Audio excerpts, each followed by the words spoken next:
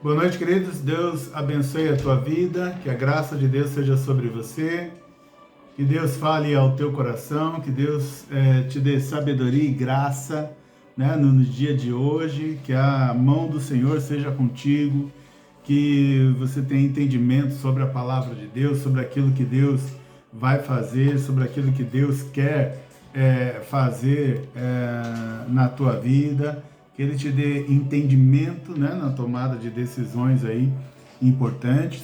Hoje nós vamos falar um pouquinho aí sobre, antes de começar só a parte aqui da administração, mandar um abraço lá para o pastor Fábio Carvalho, está fazendo aniversário hoje. Deus abençoe a vida do pastor Fábio e de toda a igreja lá no Grajaú, presbiteriana independente. Em nome de Jesus, que a graça do Senhor continue sobre vocês. Vamos falar hoje sobre fases, né, do nosso chamado, de uma missão. Eu não sei se você já ouviu isso ou você tem esse entendimento de que todos nós somos escolhidos por Deus para realizar algo aqui na Terra. Então, nós entendemos, por exemplo, que você não nasceu por acaso, que você não nasceu porque Deus precisava colocar mais alguém lá na tua casa ou na tua família, ou queria dar mais um filho para o teu pai. Não, nós queremos que todos nós nascemos com um propósito. Existe um porquê de estarmos aqui. Você existe uma explicação por trás da sua vida, né? Do que você está fazendo aqui. Então a gente vai falar um pouco sobre as fases do chamado, de pessoas que Deus escolhe, né? As fases da missão, de quem tem uma missão de Deus. E é claro que a maior parte das pessoas, infelizmente, elas ignoram isso, de que nasceram com um propósito e uma missão. Elas ignoram isso e acabam não vivendo aquilo que Deus tem para elas. Mas uma vez que você conhece a Deus e você quer viver aquilo que Deus tem para você, então eu creio que essa palavra vai te ajudar, até para você ter um pé firme, né, no chão, na realidade, mas também no Espírito de Deus, para compreender e entender aquilo que que faz parte da caminhada daqueles que andam com Cristo. Tá? Então, vamos falar um pouco aí sobre quais são essas fases que a gente passa, quais são esses tempos que a gente enfrenta na nossa vida, e eu vou usar como base aqui a vida do profeta Elias, né? O profeta Elias. Então, a Bíblia diz pra gente, a gente vai acompanhar ali a partir de 1 Reis, capítulo 17, a Bíblia diz pra gente o seguinte, que, ora, Elias, o tesbita da Tisbe de Gileade, disse a Acabe: juro pelo nome do Senhor, o Deus de Israel, a quem sirvo, que não cairá orvalho nem chuva nos anos seguintes, exceto mediante a minha palavra. Então, Elias, ele surge na palavra, ele aparece na palavra de Deus, já citando essas palavras lá no primeiro livro de Reis, capítulo 17. Então, a primeira profecia que nós vemos clara de Elias é ele falando que não cairá chuva, não choverá na região ali de Israel, e isso ocorre, e durante 3 anos a 3 anos e meio não chove ali naquela região. Então, uma das coisas que faz parte aí das fases da vida de você que é chamado por Deus para fazer a obra dele é participar da glória de grandes milagres. Né? Então, você fala, pastor, mas chover não é um grande milagre, mas é uma grande profecia. É algo grandioso demais para um ser humano. E Deus usa um simples ser humano como Elias, que é citado depois no Novo Testamento como um homem simples, sujeito a dores. Então você vê uma pessoa simples como Elias, de repente falando, olha, não vai chover. E só porque ele falou que não ia chover, então ficamos 3 meses, 3 anos e meio sem que a chuva caísse. Veio fome sobre a terra naquela época em que ele estava lá, porque não chovia de jeito nenhum. E isso levantou a raiva, porque sabiam que ele havia profetizado isso, ele havia declarado que não choveria. Então, levantou muita raiva contra Elias e muita gente que destruir a vida de Elias. Mas o fato Elias falou que não iria chover. E não choveu durante 3 anos e meio. Então, na nossa missão, nós vamos fazer parte da glória de grandes milagres de Deus. de coisas grandiosas que Deus vai falar para nós. Pode falar, pode declarar, pode dizer que eu estou fazendo, e Deus vai então por trás ali, Ele vai carimbar a nossa palavra e aquilo que a gente falar vai acontecer. Então, faz parte da caminhada daquele que aceita cumprir a missão, que entende que nasceu não por acaso, mas que nasceu por um propósito, por uma missão, com um objetivo, vindo do alto, vindo de Deus. Ele sabe que ele vai aproveitar a vida passando e vivenciando, vendo grandes milagres, vendo a glória de Deus se manifestar na terra. Amém? Há também um tempo de isolamento. Na própria vida de Elias, quando Deus faz esse grande milagre, cumpre a profecia que saiu dos lábios de Elias de ficar sem chuva, esse período que ficou sem chuva, Elias ele foi recolhido por Deus. Recolhido, não estou dizendo recolhido porque morreu, ele foi tirado de cena. A Bíblia diz assim: depois disso a palavra do Senhor veio a Elias: saia daqui, vá para o leste e esconda-se perto do riacho de Querite, a leste do Jordão. Você beberá do riacho, e dei ordens aos corvos para o alimentarem lá. E ele fez o que o Senhor lhe tinha dito. Foi para o riacho de Querite, a leste do Jordão, e ficou por lá. Os corvos lhe traziam pão e carne de manhã e de tarde, e ele bebia água do riacho. Algum tempo depois, o riacho secou-se por falta de chuva. Então, há um tempo também que muitas vezes Deus faz a gente passar, que é o tempo do isolamento. Mas esse tempo do isolamento que Deus falou aqui para eles se esconder, é um tempo em que Deus fala assim: olha, eles viram que a presença de Deus na tua vida, ela é muito forte, ela é muito grande,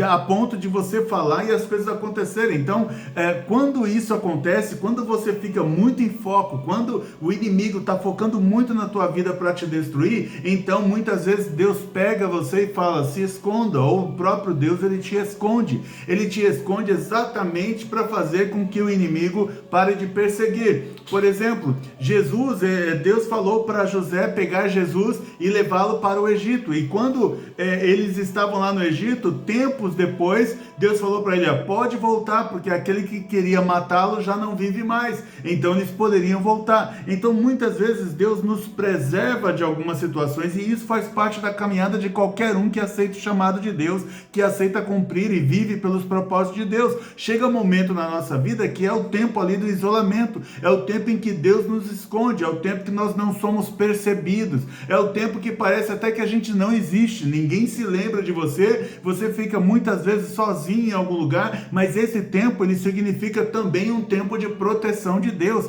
um tempo em que Deus está te guardando, é um tempo em que Deus está fazendo mudanças, né? Quando Deus avisou a José que ele poderia voltar com Jesus, Deus estava fazendo mudanças entre o povo ali, derrubando alguns líderes ali, para depois mostrar. Então, um tempo de isolamento, ele também faz parte daqueles que chamam a Deus. O fato de você se sentir escondido hoje, isolado, não quer dizer que você esteja fora dos planos de Deus, não, ao contrário, você está sendo preservado por Deus, porque Deus ainda quer usar a tua vida, porque senão você poderia ter morrido, mas Elias não morreu, porque Deus estava preservando a vida dele. Por que estava preservando e escondendo a vida dele? Porque tinha muita gente querendo pegar e matar Elias, e Deus ainda tinha um propósito na vida. Eu entendo sempre assim: você está vivo ainda, você está respirando, então creia que Deus ainda tem um propósito com a sua vida, Deus ainda vai te usar para os propósitos dele. Esse tempo também a gente pode colocar aqui também como tempo de obediência. É fácil, talvez seja mais fácil Elias obedecer quando Deus falou para ele: olha, avisa que não vai chover mais, mas talvez seja mais difícil quando Deus falou para ele: Elias, agora sai de cena, se esconda. Imagina alguém que já estava ficando muito famoso, já estava sendo conhecido e reconhecido no meio de muita gente, já tinha muita influência, todos sabiam que Deus estava na vida dele, e de repente Deus fala assim, sai de cena e fica aqui escondido. E Elias saiu de cena e ficou escondido. Mas há também uma classificação aqui de que Elias também teve que passar pelo tempo de obediência, porque quando Deus leva Elias e Elias fica lá do lado do rio, e ele fica bebendo a água do rio ali, ele fica se alimentando dos corvos. Assim, não vou nem entrar no detalhe aqui dos corvos, né? São aves até classificadas como impuras, mas elas levam carne e elas levam pão para Elias. Aonde elas pegam essa carne? Aonde eles pegam esse pão? Não me pergunte. A carne poderia até ser de um animal que eles sacrificassem, beleza, ou encontrassem morto, não sei, mas aonde eles achavam pão? Eles entravam na casa dos outros, pegavam pão que alguém fez e levava para Elias? Não sabemos, mas o fato é que essas aves chegavam todos os dias para Elias com pão e carne. Então Elias, ele foi alimentado de manhã e de tarde ali pelos corvos, que Deus deu essa ordem aos corvos, e ele ainda bebia água do riacho. Mas a Bíblia diz que Elias, ele ficou lá e um dia o riacho ele secou de vez.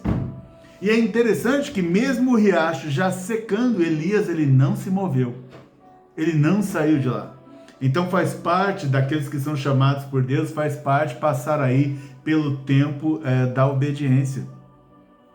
Porque se a última palavra que você tem é de Deus falando, fique aí, então mesmo que você perceba que não tenha recursos para ficar onde está, mas se você entende de Deus, que Deus está falando para você, fique aí, então o que importa agora é você obedecer. Ah, pastor, mas está ficando difícil ficar aqui, eu sei, mas o Senhor está mandando obedecer. Ah, pastor, mas se eu fosse para outro lugar, talvez fosse melhor, eu sei, mas Deus está falando para você obedecer. Ah, pastor, mas se eu saísse desse emprego e fosse para o outro, seria melhor, eu sei, mas você tem que obedecer o que Deus está falando para você. Ah, pastor, mas se eu fosse em tal lugar, eu ganharia mais dinheiro do que eu estou ganhando aqui. Sim, mas você tem que ficar com a última palavra que Deus deu para você. Então, por quê? Porque faz parte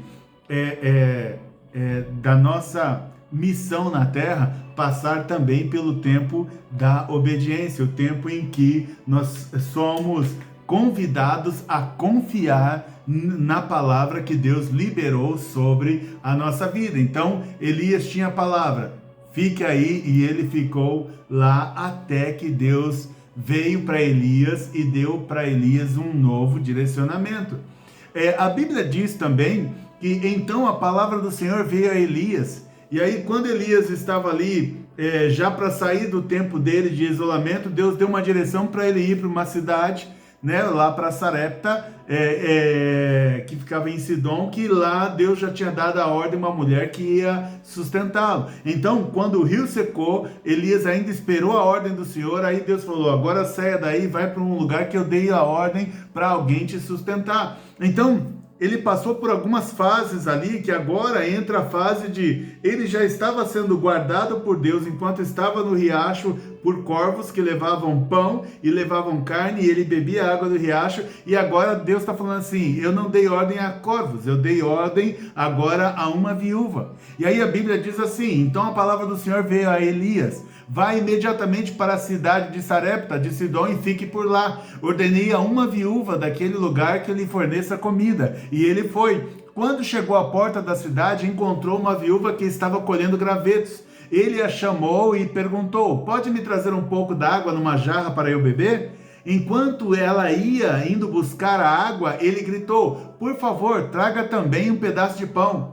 Juro pelo nome do Senhor, o teu Deus, ela respondeu, não tenho nenhum pedaço de pão, só um punhado de farinha num jarro e um pouco de azeite numa botija. Estou colhendo uns 2 gravetos para levar para casa e preparar uma refeição para mim e para o meu filho, para que o comamos e depois morramos. Então, Deus fala para Elias que ia sustentar Elias. Elias, então, é encaminhado por Deus para a casa de uma viúva. Só que quando ele chega na viúva, ele descobre que a viúva vai fazer a última refeição. Então, Elias abençoa aquela casa, ele pede para a mulher fazer a última refeição que ela tem ali e entregar para ele primeiro, para ele comer, e depois disso ele abençoa a casa, e a Bíblia conta para nós, que não é o contexto aqui, eu só estou falando do tempo, e a Bíblia conta para nós então que nunca mais faltou alimento na casa desta mulher, depois que Elias estava lá e depois que ela deu a última porção que tinha para o homem de Deus, e Elias ficou vivendo com ela. Então há um tempo para você que é chamado por Deus, em que você mesmo não consegue produzir o seu próprio alimento. E é nessa fase da vida que entra o sustento sobrenatural de Deus. E é um sustento sobrenatural de Deus, porque Deus pediu que uma mulher lhe ordenou. Aqui diz que foi dada uma ordem, a mulher nem sabia, mas Deus no mundo espiritual deu ordem a uma viúva, e ele disse: uma viúva que não tem nada, eu ordenei que ela sustente você. Então ela não tinha comida nem para ela e nem para o filho, mas agora Deus está dizendo: você vai alimentar você, seu filho e ainda uma pessoa que eu estou mandando para a tua casa. E eles viveram assim, e eles foram sustentados. Então, assim, há um tempo na vida em que parece que a gente não vai ter o que comer, mas aí, mesmo nesse tempo, você tem uma missão, você tem um propósito. Você não nasceu por nada, você não nasceu por acaso, você nasceu porque Deus escreveu o dia do seu nascimento, porque Deus preparou situações que Ele quer que você se envolva. Então, esse próprio Deus que deu essas missões a você, esse próprio Deus, Ele vai te guardar e vai te sustentar, ainda que você não tenha como trabalhar, ainda que você não tenha um emprego. Deus, ele de alguma forma vai fazer com que o sustento chegue até a sua casa, que o sustento chegue até você.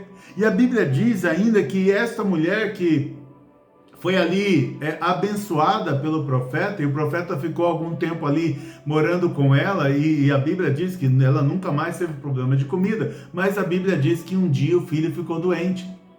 E a Bíblia diz assim: algum tempo depois, o filho da mulher, dona da casa, ficou doente, foi piorando e finalmente parou de respirar. E a mulher reclamou a Elias: que foi que eu te fiz, ó homem de Deus? Vieste para lembrar-me do meu pecado e matar o meu filho?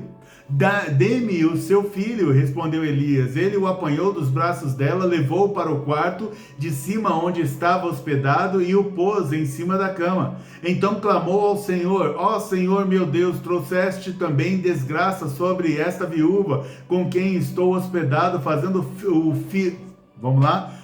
morrer o seu filho. Então ele se deitou sobre o menino 3 vezes e clamou ao Senhor: ó Senhor, meu Deus, faze voltar a vida a este menino. O Senhor ouviu o clamor de Elias e a vida voltou ao menino e ele viveu. Então Elias levou o menino para baixo, entregou-o à mãe e disse: veja, meu filho está vivo. Seu filho está vivo. Então a mulher disse a Elias: agora sei que tu és um homem de Deus e que a palavra do Senhor vindo da tua boca é a verdade. Então faz parte também passar por essas fases na vida, como o tempo da frustração, de que você está ali para abençoar alguém e você até verifica que Deus está te usando para abençoar alguém, mas de repente essa pessoa passa por um problema que ela jamais imaginou passar, e talvez o maior problema da vida dela aconteça exatamente quando você está próximo dessa pessoa. Então Elias, quando ele faz a oração, ele diz assim: ó Senhor meu Deus, trouxeste também desgraça sobre esta viúva. Trouxeste também. Então Elias, ele está vivendo uma fase em que ele diz assim: puxa vida, eu era o profeta que fazia a chuva parar de cair, mas de repente já fiquei mais de 3 anos escondido em um riacho, sozinho, e agora eu venho para a casa de uma mulher que parecia que as coisas iam mudar para mim, mas de repente a mulher perde o filho, exatamente no tempo em que eu estou aqui, nos poucos meses que eu estou aqui na casa dela, nos poucos dias que eu estou aqui na casa dela. E ele fala: trouxe também desgraça para essa mulher. Ele tá falando com Deus, ele está se lamentando com Deus. Então no coração dele havia uma frustração, e entenda isso: existe o tempo de frustração para todos nós. Existe um tempo de frustração, um tempo que parece que nada dá certo para a gente. E quando a gente acha que está fazendo algo de bom, então acontece algo terrível, e aí vem aquela frustração gigante, de que a gente às vezes não está não só vivendo uma frustração, mas a gente ainda traz frustração da gente para a vida das outras pessoas. Mas a Bíblia diz então que Elias, ele se deita sobre esse menino e ele ora ao Senhor, e depois ele chama a mãe e ele diz para a mãe: olha, veja, o seu filho está vivo, e ele devolve para essa mulher. E aí o tempo de frustração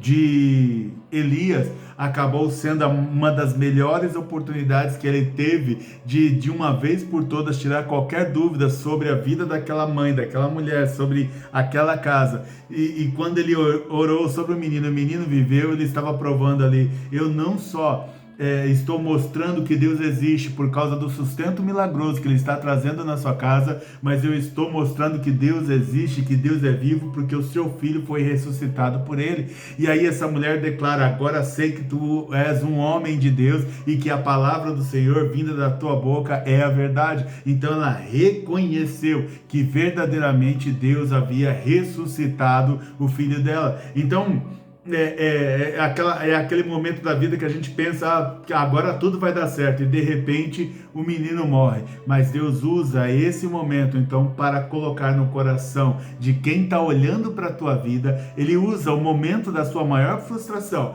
para depois colocar no coração de quem está olhando para a tua vida. Deus usa você para realizar um milagre que só Ele poderia fazer, e agora você está trazendo Deus ao coração daqueles que estão olhando para você, porque dizem, eles vão ter que declarar com a boca deles, realmente esse homem é um homem de Deus, e realmente Deus existe, porque eu vi o meu filho, e o meu filho estava sem respirar. Então nós passamos também por tempos de frustração, onde as coisas parecem que não vão dar certo. Então Elias, ele saiu da montanha do homem que faz o céu parar de chover, e de repente ele ficou 3 anos e meio como um homem isolado, e depois ele ficou ainda alguns dias, alguns meses na casa de uma mulher, que Deus levou sustento a essa mulher por causa dele, a mulher então o sustentava. Aí ele passou pelo tempo de frustração, e depois de um longo tempo, a Bíblia diz,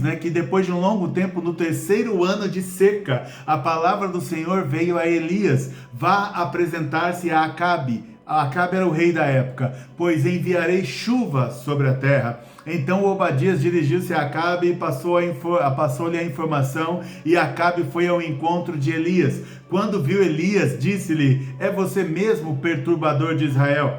E não tenho perturbado Israel, Elias respondeu, mas você e sua família.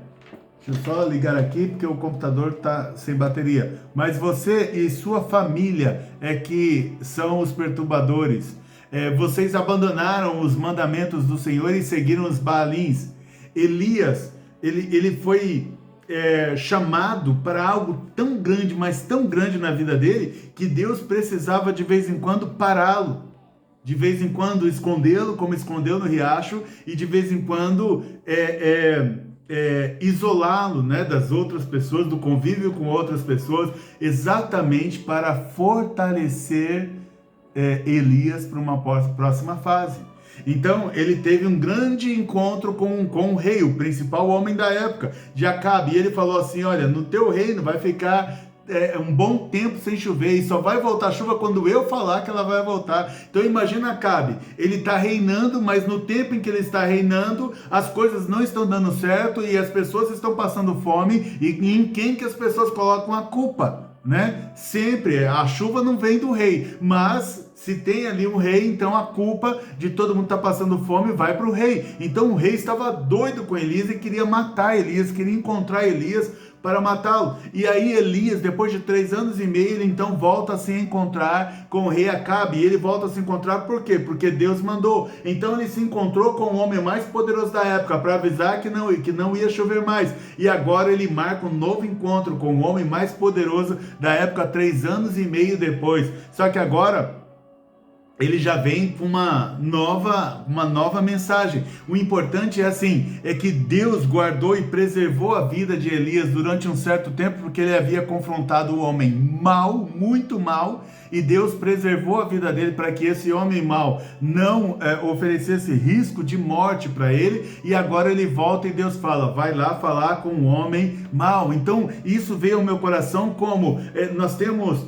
o tempo ali dos milagres, da glória com Deus, depois tem um tempo de isolamento, o tempo que Deus nos esconde, depois tem um tempo ali de sustento milagroso de Deus, seja por corvos, ou seja usando uma viúva. Depois você tem ali o tempo da frustração, onde parece que não está dando mais certo, e parece até que acabou para você, e aí então você recebe uma palavra de Deus dizendo assim: vá se encontrar com o rei, com o seu maior inimigo, de novo. Eu entendi isso como o tempo da segunda fase da missão. Então você vai passando por esses altos e baixos, você vai passando por esse tempo de frustração e isolamento, mas não quer dizer que Deus se escondeu de você ou que Deus se esqueceu de você. Não, aí Deus só estava preservando você e preparando você para uma nova fase. Então, em toda a missão sempre tem o tempo da segunda fase da missão. Quem sabe Deus preparou você e guardou você até agora, exatamente porque agora é o tempo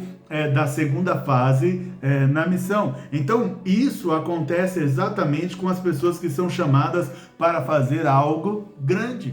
E há um tempo também, que é um tempo muito importante, em que Deus ele te chama para ser a voz dele aqui na terra, para ser muitas vezes um profeta, né, dele aqui na terra, como ele fez com João Batista, que recriminava ali e que atormentava a vida ali do rei Herodes, como aconteceu com o próprio Elias que a gente está lendo, como aconteceu com Eliseu. São pessoas que Deus chama para confrontar os poderosos, pessoas que se levantam para confrontar os poderosos. A Bíblia diz para a gente assim: depois que Acabe teve um encontro ali, estava ali no encontro com Elias, Acabe convocou então todo Israel e reuniu os profetas no Monte Carmelo. Elias dirigiu-se ao povo e disse: até quando vocês vão oscilar entre duas opiniões? Se o Senhor é Deus, sigam-no, mas se Baal é Deus, sigam-no. O povo, porém, nada respondeu. Disse então Elias: eu sou o único que restou dos profetas do Senhor, mas Baal tem 450 profetas. Então faz parte da nossa missão o tempo do confronto, faz parte da nossa missão a hora em que Deus nos levanta para confrontar a atitude, o posicionamento, as ações das outras pessoas. Então faz parte da nossa vida confrontar aqueles que muitas vezes estão andando com uma vida desequilibrada, que não sabem quem é o seu Deus e não sabem de que lado estão andando. Então vai chegar um momento da nossa vida em que os nossos problemas, que os nossos inimigos, tem uma hora na nossa vida que Deus vai falar assim: ok, eu já te escondi, você já liberou a palavra, mas agora chegou o tempo de você falar, chegou o tempo de você confrontar. Então há um tempo de confronto na vida de todo mundo, há um tempo de encarar os problemas de frente, é um tempo de enfrentar os inimigos pessoalmente. Deus estava escondendo Elias, mas agora falou: Elias, agora você vai direto em Acabe e pode pedir para ele chamar lá todos os profetas dele, porque chegou o tempo do confronto. Então há muita gente que muitas vezes te persegue, há muita gente que muitas vezes querem te destruir, querem fazer o teu mal, e muitas vezes Deus fica falando assim para você: ore por ele, abençoa a vida dele, e isso é certo, cuida dele, não liga para isso, confia em mim, eu vou te vingar, eu vou te proteger. Mas chega uma hora que Deus fala assim: agora é a hora de você falar, vai lá, abre a boca e fala o que você tiver que falar. Deus fez isso uma vez comigo, quando eu estava sendo muito perseguido por um líder que eu tive no trabalho, e chegou um dia que Deus falou assim: agora é hora de você falar. E tinha se passado anos, mas agora você vai falar tudo que eu colocar na tua boca. E já fiz isso algumas vezes, sempre com orientação de Deus, e todas as vezes eu fui abençoado quando eu confrontei essas pessoas com a verdade. Isso inclusive pode acontecer comigo e com você, de eu ou você sermos confrontados, mas tudo isso há um tempo e há um propósito de Deus, no qual ele prepara um tempo de confronto, no qual ele prepara um tempo de encarar os problemas de frente e o tempo de você enfrentar os seus inimigos pessoalmente, porque nós não vamos ficar o tempo inteiro fugindo dos inimigos, não vamos ficar o tempo inteiro fingindo que não está doendo as pedradas que estão tacando na gente, mas tudo isso Deus prepara o momento certo para que ele nos entregue a vitória, amém? Bom, e vai chegar então um tempo que normalmente acontece depois do confronto, vai chegar então um tempo de você mostrar quem é o verdadeiro Deus. vai chegar um tempo em que você vai deixar claro para o inimigo quem é que manda, quem é que realmente está vivo, quem é que realmente responde orações, quem é que realmente tem o maior poder. A Bíblia diz assim, então, para a gente: então pegaram o novilho que lhes foi dado e o prepararam. Está falando aqui dos profetas de Baal. E os profetas de Baal, que era um outro deus que eles seguiam lá na época, clamaram pelo nome de Baal desde manhã até o meio-dia. Ó Baal, responde-nos, gritavam, e dançavam em volta do altar que havia feito. Mas não houve nenhuma resposta. Ninguém respondeu. Passou o meio-dia e eles continuaram profetizando em transe até a hora do sacrifício da tarde, mas não houve resposta alguma, ninguém respondeu, ninguém deu atenção. Então Elias disse a todo o povo, veja, Elias confrontou eles, porque chegou o tempo de mostrar quem é o verdadeiro Deus. Elias confrontou aqueles homens dizendo: olha, os deuses que vocês seguem são deuses falsos, são deuses que não existem, são deuses de mentira. Mas muita gente estava sendo enganada por aqueles homens que ficavam falando desse falso Deus chamado Baal. Então Elias, ele confrontou eles: tá bom, então vamos nos reunir aqui, clame aí a Baal, coloca aqui o altar, clame a Baal aí para ele receber o sacrifício. Então era esperado que Baal mandasse fogo do céu e queimasse ali e recebesse o sacrifício ali dos animais que foram colocados.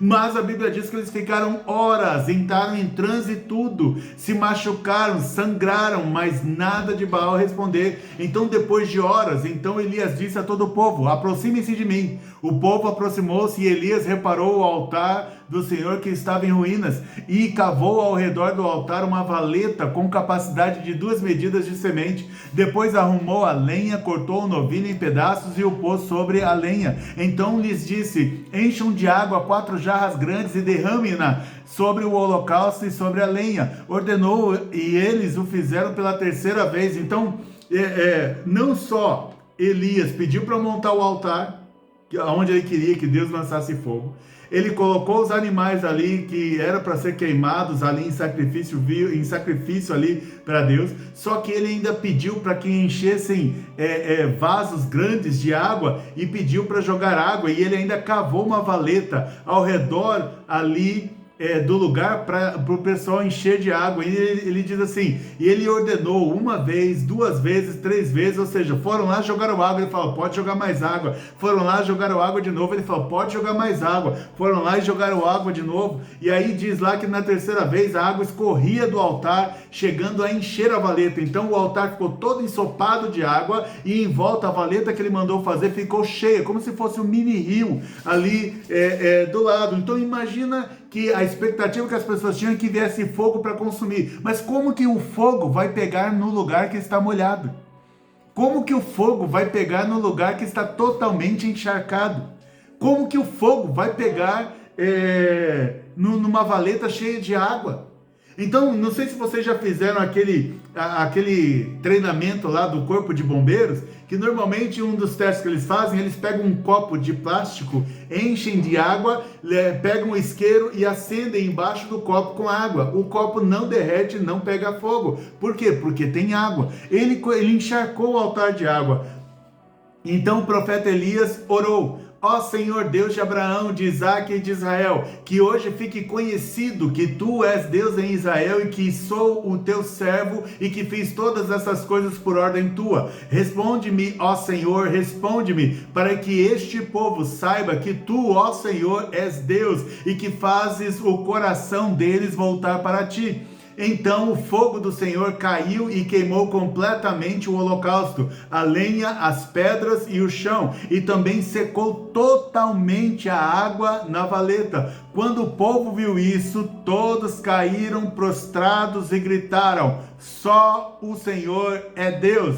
O Senhor é Deus, o Senhor é Deus. Então a Bíblia ensina pra gente que há um tempo na nossa vida, depois de tantos confrontos que nós passamos, depois de tanta perseguição que nós vivemos, chega um momento que Deus fala assim: não, agora você vai, chega de se esconder, chega de ficar no riacho aí, chega de ficar no isolamento. Aí Deus fala assim: levante-se e vá ao encontro, porque agora eu vou fazer, eu vou me mostrar, eu vou me revelar e eu vou mostrar para eles que eu sou Deus na tua vida. Então, quando Elias ora a Deus, mesmo estando no altar totalmente encharcado, impossível de pegar fogo, com uma valeta de água em volta. A Bíblia diz que veio um fogo tão forte do céu sobre aquele altar, que consumiu em pouco tempo toda a carne de sacrifício que estava lá em cima. As pedras secaram e o fogo era tão forte que a Bíblia diz assim, lambeu toda a água que estava na valeta, as valetas secaram.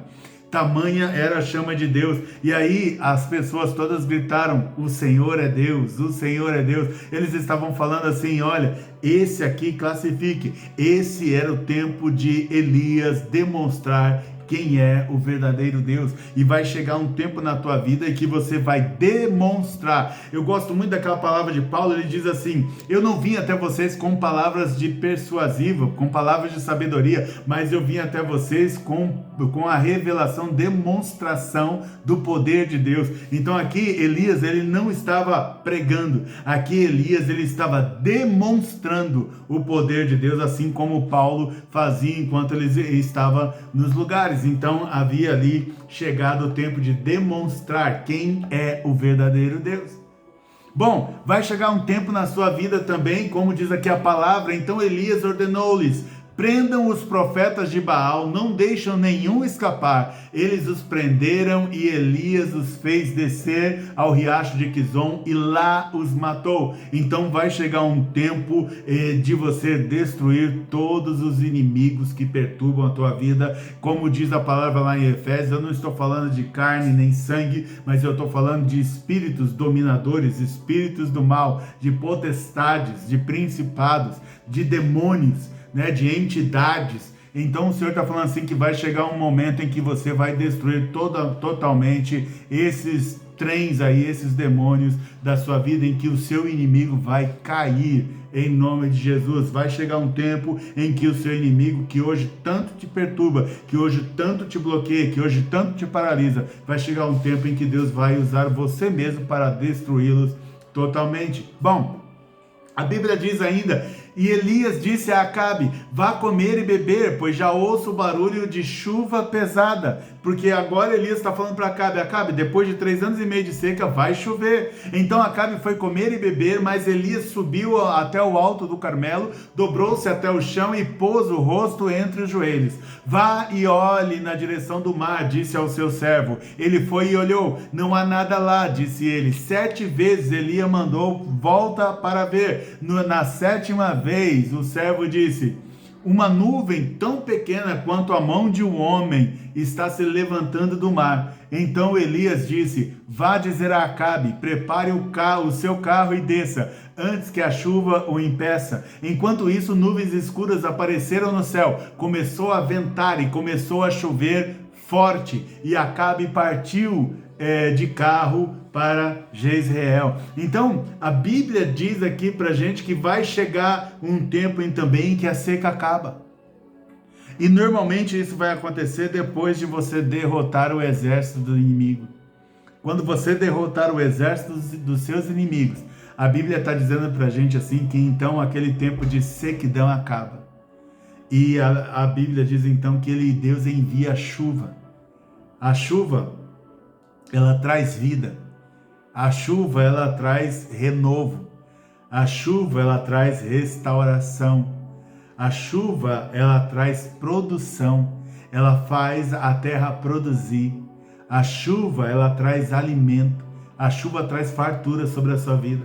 Isso significa que no tempo de todos nós que estamos cumprindo os propósitos, de fazendo a vontade de Deus, de que existe um tempo na nossa vida que é chamado de o tempo da fartura. E precisamos ter muita sabedoria no tempo da fartura para aproveitá-lo bem. E se aproveitar bem, não vamos ter problema nem quando chegar o tempo da falta, nem o tempo da secura de novo, porque nós já aprendemos a aguardar no tempo da fartura. Então o Senhor está falando assim: olha, eu sei que tudo parece aí que está seco, tudo parece que está morto, tudo parece que está morrendo, tudo parece que não tem vida para você, mas o Senhor está falando assim: mas o tempo da sequidão acabou, o tempo sem chuva acabou, e agora está vindo o tempo das chuvas, o tempo em que as coisas vão nascer.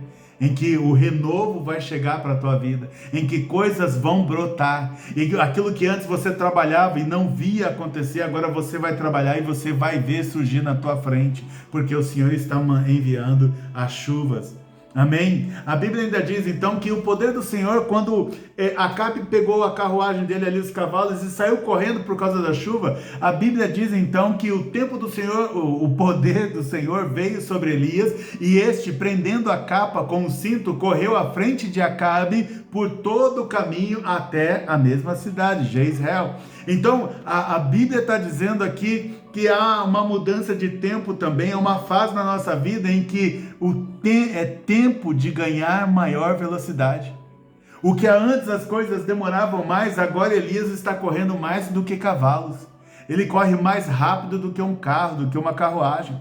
Então, a Bíblia mostra pra gente que quando Elias destruiu os inimigos, não só veio o tempo de fartura e de chuva, não só veio o tempo ali em que o nome de Deus foi exaltado, mas veio o tempo também em que ele ganhou velocidade, em que as coisas começam a acontecer mais rápido. Mas é interessante que a nossa vida, ela ainda assim, ela tem altos e baixos, e ter altos e baixos não quer dizer que você é pecador, que você é falho. Ter altos e baixos só significa que você é humano. E aí a Bíblia, depois de todas essas vitórias de Elias, a Bíblia diz pra gente o seguinte: ora, Acabe contou a Jezabel tudo o que Elias tinha feito e como havia matado todos aqueles profetas à espada. Por isso Jezabel mandou um mensageiro a Elias para dizer-lhe que os deuses me castiguem com todo rigor, caso amanhã, nesta hora, eu não faça com a sua vida o que você fez com a deles.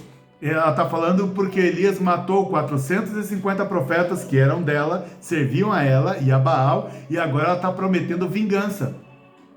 E aí a Bíblia diz: Elias teve medo e fugiu para salvar a vida. Em Berseba de Judá, ele deixou o seu servo e entrou no deserto, caminhando um dia. Chegou a um pé de giesta, sentou-se debaixo dele e orou, pedindo a morte. Já tive o bastante, Senhor, tira a minha vida, não sou melhor do que os meus antepassados. É interessante que aqui está falando um homem que matou 450 outros homens e agora ele está com medo da ameaça de uma mulher. Ele matou 450 homens e agora ele está com medo da ameaça de uma mulher. Isso não é uma questão de ser uma mulher ou de ser um exército, porque o exército ele tinha acabado de enfrentar, mas uma mulher fez ele ter medo. Então a questão não é quem é que está ameaçando, a questão é que o tempo do medo, ele também vem sobre as nossas vidas, sobre a vida daquele que obedece a Deus. E mesmo que você já tenha feito grandes coisas em nome do Senhor, sempre que você vai fazer, ou às vezes quando você está prestes a fazer algo que Deus está te autorizando e Deus está mandando a fazer, você fazer, vem o medo também. O medo veio tão forte em Elias que ele orou para Deus pedindo a morte. Ele pediu para Deus: tira a minha vida. O medo deixou ele apavorado. Mas o tempo do medo também faz parte da nossa caminhada. O importante é que, assim como qualquer outro tempo, o tempo do medo, não sei se você reparou, todos os tempos que passamos, sejam bons ou ruins, todos eles são temporários. Todos eles têm um fim. Todos eles têm uma data ali de início e uma data para terminar. Então a Bíblia diz pra gente assim, ó, que depois se deitou, falando de Elias, depois se deitou debaixo de uma árvore e dormiu. De repente um anjo tocou nele e disse: levante-se e coma. Elias olhou ao redor e ali junto à sua cabeça havia um pão assado sobre brasas quentes e um jarro de água. Ele comeu, bebeu e deitou-se de novo. Eu não vou nem entrar no detalhe aqui do anjo preparar a comida para ele, que tem gente que nem acredita em anjo, mas tudo bem, deixa para lá. Eu é que não vou te atormentar aqui. Então o anjo do Senhor voltou, tocou nele e disse: levante-se e coma, pois a sua viagem será muito longa. Então veio o tempo de medo, e é normal a gente passar pelos tempos de medo na nossa vida, medo de reagir, medo de se levantar, medo de confrontar, medo de enfrentar alguma situação. O medo vem mesmo que a gente tenha sido aquela pessoa que participou, que viu o mar, que fugiu ali, que venceu o exército do faraó, mesmo assim o medo vem. O medo aparece, é o tempo do medo, mas tem também o tempo do realinhamento de Deus. Então, quando Elias estava pensando que ele ia morrer, Deus falou assim: você ainda tem uma viagem muito longa. Então, às vezes nós passamos por tantas coisas que a gente fala assim: agora o meu fim chegou. E aí Deus, ele então te para e vem o tempo do realinhamento. E Deus diz para você: nada disso. Você não vai morrer agora, não é o seu tempo agora. Você ainda vai ter uma viagem muito longa para fazer. Amém? Receba aí no teu espírito. Você ainda tem uma viagem muito longa para fazer. Então esse eu considero aqui, veio meu coração, que é o tempo do realinhamento, em que você pensa que vai cair, Deus fala: não, deixa eu alinhar os seus pensamentos com os meus. Na verdade não, agora é tempo de realinhamento, e eu estou dizendo para você que a sua viagem ainda será longa. Aí a Bíblia diz então que então ele se levantou, Elias, comeu e bebeu, fortalecido com aquela comida, viajou 40 dias e 40 noites até que chegou a Horebe, o monte de Deus. Ali entrou numa caverna e passou a noite, e a palavra do Senhor veio a ele: o que você está fazendo aqui, Elias? Então chegou o tempo de correção de rota. É aquela fase na vida em que, por alguma razão, talvez até pelo medo, a gente se desviou do chamado que tínhamos. Se desviou da vontade de Deus, do trajeto que Deus tinha dado. Então Deus, ele chega esse tempo, ele fala: o que você está fazendo aqui? E aí eu classifico esse tempo como o tempo da correção de rota de Deus. Quando Deus fala assim: eu tenho que fazê-lo voltar para o caminho certo. Então, Deus, depois ele acertar as questões de medo que às vezes te afastaram do caminho de Deus, ou da rota, da direção que Deus tinha, então você vai passar pelo tempo aí de correção de rota de Deus, onde Deus vai falar assim: levante-se e volte para caminho tal. Então, Deus foi trabalhando, cada tempo da nossa vida, Deus vai usar de uma forma. A Bíblia diz ainda em 1 Reis 19, 10, 18, ele respondeu, Elias falando, tinha sido muito zeloso pelo Senhor, Deus dos exércitos, os israelitas rejeitaram a tua aliança, quebraram os teus altares e mataram os teus profetas à espada. Sou o único que sobrou e agora também estão procurando matar-me. O Senhor lhe disse: volte pelo caminho por onde veio. O Senhor estava realinhando ali, estava levando ele de volta à rota que ele não deveria ter saído, e vá para o deserto de Damasco. Chegando lá, unja Azael como rei da Síria, unja também Jeú, filho de Nício, como rei de Israel, e unja Eliseu, filho de Safate, e de Abel-Meolá, para suceder você como profeta. Jeú matará todo aquele que escapar da espada de Azael, e Eliseu matará todo aquele que escapar da espada de Jeú. No entanto, fiz sobrar 7.000 em Israel, todos aqueles cujos joelhos não se inclinaram diante de Baal, e todos aqueles cujas bocas não o beijaram. Então, Elias está falando assim: Deus, só ficou eu, só eu que te sigo, só eu que sou teu servo, só eu que cumpro as tuas vontades. E Deus falou assim: não, Elias, não, você precisa saber, Elias, que não é só você que eu uso na vida, eu tenho outras pessoas que eu uso, tem outras pessoas que são fiéis também a mim, assim como você é. Então Deus estava ali num tempo de realinhamento de autoestima com Elias, e era o tempo de Deus quebrar o orgulho de Elias, mostrando para Elias que ele não é, ele não é o último pão do saco, ele não é a última uva do cacho, ele não é o último homem na ilha. Não, Deus está falando assim: não, tem 7.000 que também são tão bons e que eu posso usar assim como eu uso a tua vida. Então chega um tempo em que Deus, ele vem para alinhar, porque às vezes nós recebemos tapinha nas costas, os outros aplaudindo, e quando tem muita gente aplaudindo, não sei se você assistiu Bobagem, não vou falar não, porque eu acho que não é para falar, mas veio aquele vento, e de tantas palmas que você recebeu, que às vezes você acha que está voando e é melhor que os outros. Então Deus vem, chega o tempo aí de realinhamento da autoestima, e vem o tempo também da quebra do orgulho. Quando Deus quebra o orgulho, ele não quer que você se sinta lá o pior do mundo, não, mas ele vem para trazer o equilíbrio na sua autoestima. E esse tempo todo homem de Deus, toda mulher de Deus precisa passar, quando Deus vê que a gente está um pouco pouco fora aí do que seria o equilíbrio, que seria um padrão. E a Bíblia ainda diz, então Elias saiu de lá, eu estou falando, queridos, rápido para conseguir terminar no tempo. Então Elias saiu de lá e encontrou Eliseu, filho de Safate. Ele estava arando com 12 parelhas de bois e estava conduzindo a 12ª parelha. Elias o alcançou e lançou a sua capa sobre ele. Eliseu deixou os bois e correu atrás de Elias. Deixa-me dar um beijo de despedida em meu pai e minha mãe, disse. Então irei contigo. Vá e volte, respondeu Elias, pelo que lhe fiz. E Eliseu voltou, apanhou a sua parelha de bois e os matou, queimou o equipamento de arar para cozinhar a carne e deu ao povo, e eles comeram. Depois partiu com Elias e se tornou o seu auxiliar. Então chega o tempo em que você vai preparar a nova geração. Chega um tempo em que Deus vai usar você para preparar a nova geração que vai servir a Deus assim como você serviu. É o tempo de você preparar a nova geração. A Bíblia ainda diz, depois de atravessar, Elias disse a Eliseu, o que posso fazer por você antes que eu seja levado para longe de você? Respondeu Eliseu, faze de mim o principal herdeiro do teu espírito profético.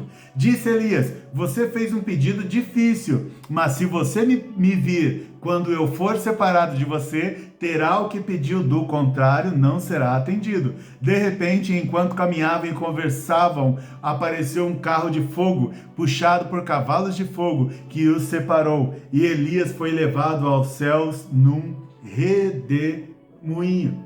Então, vai chegar também um tempo, que é o tempo de transferência da unção, em que Deus vai pegar, como fez com Moisés e Josué, em que Deus vai pegar a porção do Espírito, da habilidade do Espírito, do poder, do dom do Espírito que estava dentro de você, que Deus havia colocado, e Ele vai transferir essa unção para uma outra pessoa. E quando isso acontece? Normalmente quando sua missão já está completa e Deus começa a preparar você para um outro tempo, que além do tempo de transferência de unção, é para o tempo, também para o tempo do arrebatamento.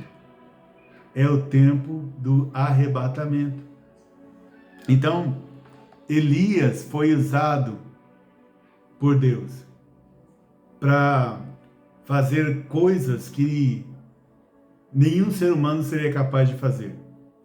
Mas Deus usou Elias porque o coração de Elias estava sujeito a Deus, submisso a Deus. E Deus, Ele ama usar corações que são submissos a Ele, que obedecem, que seja como Davi foi, que seja um homem segundo o coração dele. E um dos tempos que eu deixei aqui para o final, um dos tempos que eu achei mais maravilhosos, estava já chegando aqui perto do tempo do fim da vida de Elias, mas eu deixei por último. Ele não seria o último, mas eu deixei por último, que era o tempo da fé inabalável. A sua experiência por todos esses tempos diferentes que você passa na vida, isso vai gerando entre você e Deus um relacionamento de intimidade, a ponto de você conseguir ter a mente de Deus fluindo na sua mente, pensar como Deus, ter uma vida verdadeiramente de intimidade, de entrega absoluta a Deus. Aí, olha o que esse tempo de fé inabalável faz. Falando aqui de um outro contexto de Elias, está falando assim que o rei, ele sofreu um rei, que o Acabe já tinha morrido, um rei chamado Acasias. Ele ficou doente, caiu de uma escada e ele pediu para consultarem lá outros deuses. Então Elias encontrou o pessoal no meio do caminho e falou assim, por que ele está indo consultar outros deuses? Não tem Deus em Israel não? Como ele fez isso, então avisa para ele que ele vai morrer. Quando o rei recebeu a notícia do que o profeta falou, que Elias falou que ele ia morrer, ele ficou doido, e aí ele já quis ir para cima de Elias para matar Elias. A Bíblia diz assim, em seguida, o rei Acasias mandou um oficial com 50 soldados procurar Elias. O oficial o encontrou sentado no alto de uma colina e lhe disse, homem de Deus, o rei ordena que você desça. Elias respondeu ao oficial, se sou homem de Deus, que desça fogo do céu e consuma você e os seus 50 soldados. E a Bíblia diz: e desceu fogo do céu e consumiu o oficial e seus soldados. O rei enviou outro oficial com mais 50 soldados, e ele disse a Elias: homem de Deus, o rei ordena que você desça imediatamente. Elias: se sou homem de Deus, que desça fogo do céu e consuma você e os seus 50 soldados. De novo, fogo de Deus desceu do céu e consumiu o oficial e seus soldados. Enviou um terceiro oficial com outros 50 soldados. Você está entendendo? O rei, quando viu que a notícia não era boa para o lado dele, falou: eu vou matar Elias. Mas Elias aqui, ele está no auge da sua intimidade com Deus. Ele está no tempo da fé inabalável. No tempo em que nada mais assusta, no tempo em que o medo não chega mais perto, e eu profetizo que esse tempo vai chegar na sua vida, em nome de Jesus. O tempo em que nenhuma notícia te abala, o tempo em que nenhum poder do inimigo te deixa com medo, o tempo que faz você ficar ali inabalável, você permanece no mesmo lugar, do jeito que você estava, mesmo quando estão querendo dar ordem a você. E aí a Bíblia diz então que o rei manda o primeiro grupo, um líder e 50 soldados, todos morrem queimados. O rei manda um segundo líder com mais 50 soldados, todos morrem queimados. Então a Bíblia diz assim: enviou um terceiro oficial com outros 50 soldados. O oficial subiu o monte, caiu de joelhos diante de Elias, olha como mudou o cenário, e implorou: homem de Deus, tenha consideração pela minha vida, pela vida destes 50 soldados, teus servos. Já virou servo. Sei que desceu fogo do céu e consumiu os 2 primeiros oficiais com todos os soldados. Ele está falando de 102 pessoas. Mas agora tenha consideração por minha vida. Então o anjo do Senhor disse a Elias: acompanhe-o, não tenha medo dele. Então Elias se levantou, desceu com ele e foi falar com o rei. Então é chegado o tempo em que a sua fé está tão íntima, está tão poderosa, você está vivendo um tempo de intimidade com Deus tão sobrenatural, que tudo que você fala acontece na mesma hora. Elias disse 2 vezes: se sou homem de Deus, então que desça fogo do céu e consuma você e os seus 50 soldados. Então, que você passe por todos esses tempos que faz parte da nossa caminhada, mas em todos esses tempos, deixa Deus tratar a sua vida, porque Deus aproveita para fortalecer e preparar você melhor para a sua missão em cada tempo dele. E não esqueça de aproveitar muito bem quando o tempo da fé inabalável chegar para ti.